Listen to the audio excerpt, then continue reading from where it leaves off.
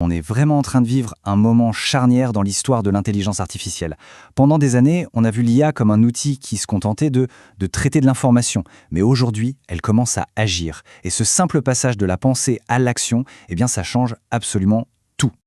Pour bien saisir ce qui se passe, cette métaphore de Marco Argenti est juste parfaite. Imaginez un peu, ces dernières années, on a fabriqué un moteur d'une puissance absolument folle. Ça, ce sont les grands modèles de langage, les fameux LLM, capables de générer du texte de façon bluffante. Sauf qu'un moteur, tout seul, ça ne nous emmène nulle part. La vraie question maintenant, c'est quelle voiture est-ce qu'on va construire autour de ce moteur ? Et voilà, c'est ça la distinction fondamentale. Le LLM, c'est le moteur, la puissance brute. Il peut générer du texte, des idées, du code, c'est vrai.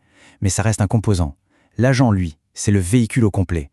Il prend toute cette puissance et s'en sert pour nous emmener à destination, pour accomplir une mission précise. Bon, alors concrètement, c'est quoi un agent d'IA ? On va voir qu'il s'agit de bien plus que de simples instructions. On entre dans quelque chose de beaucoup plus dynamique, de beaucoup plus autonome. Voilà la définition au cœur du sujet. Un système agentif, ça n'attend pas passivement qu'on lui dise quoi faire. Non. Il perçoit son environnement, qu'il soit purement numérique ou même physique. Il prend des décisions et il agit de lui-même pour atteindre un but. C'est cette autonomie qui est la vraie révolution. Et cette comparaison illustre parfaitement la différence avec ce qu'on connaît. Un logiciel classique, c'est comme s'il suivait une recette de cuisine à la lettre. S'il manque un ingrédient ou si une étape est impossible, il se bloque, c'est fini.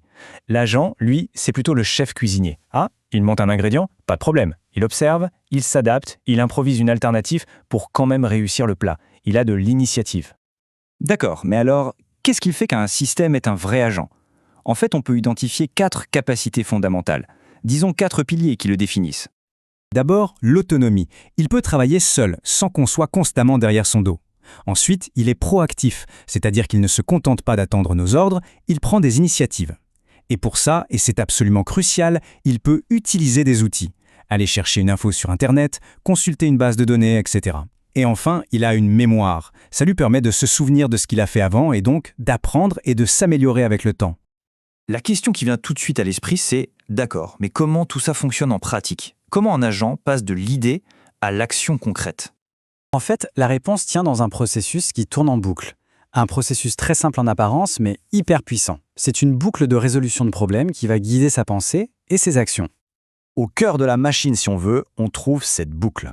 C'est un cycle en 5 étapes qui se répète encore et encore. Et c'est ce qui lui permet non seulement d'agir, mais surtout d'apprendre de chaque action pour faire mieux la fois d'après. Prenons un exemple tout simple. Étape 1, on lui donne une mission. Disons, organise mon emploi du temps pour la semaine. Étape 2, il analyse la situation. Il va lire les emails, vérifier les calendriers, consulter les contacts. Étape 3, il réfléchit et il élabore le meilleur plan possible. Étape 4, il passe à l'action, il envoie les invitations, il bloque des créneaux. Et l'étape 5, c'est la clé. Il apprend.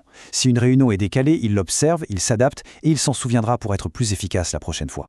Alors attention, c'est important de bien comprendre que le mot agent peut recouvrir des réalités très différentes. Il y a en fait tout un spectre de complexité. Ce schéma montre très bien cette évolution. Au départ, on avait des systèmes assez simples, juste basés sur un LLM. Ensuite, on a ajouté la capacité d'aller chercher de l'info à l'extérieur. C'est la fameuse technique du RAG, pour avoir des réponses plus riches. Et aujourd'hui, on arrive au sommet de la pyramide. Des systèmes où plusieurs agents spécialisés travaillent ensemble. On peut classer ça en 4 niveaux. Le niveau 0, c'est le LLM de base, tout seul. Au niveau 1, on a un agent qui peut utiliser des outils comme un moteur de recherche. Le niveau 2, là, ça devient stratégique. Il est capable de créer des plans vraiment complexes. Et enfin, le niveau 3, c'est le top du top actuel, des équipes d'agents spécialisés qui collaborent, un peu comme dans une entreprise, avec un chercheur, un rédacteur, un relecteur. Donc, le point à retenir ici, c'est que cette évolution n'est pas juste une petite amélioration technique, non, c'est un changement de fond, une vraie transformation de notre relation avec l'ordinateur. Et cette citation, elle résume absolument tout. Jusqu'à aujourd'hui, on devait dire à l'ordinateur le « comment ». On devait détailler chaque petite étape. Avec les agents, on va de plus en plus se contenter d'expliquer l'objectif, le pourquoi, et lui faire confiance pour qu'il trouve tout seul la meilleure façon d'y arriver. C'est un niveau de délégation de la résolution de problèmes qu'on n'avait tout simplement jamais vu.